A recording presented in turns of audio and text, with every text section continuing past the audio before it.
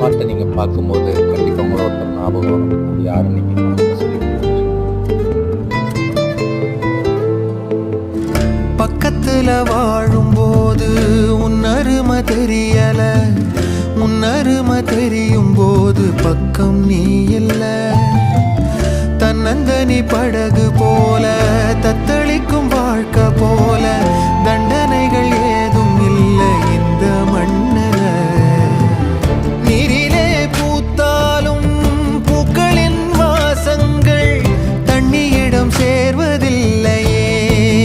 என்ன விதியோ அன்பிலே அன்பிலே இந்த மனம் வாடுதே.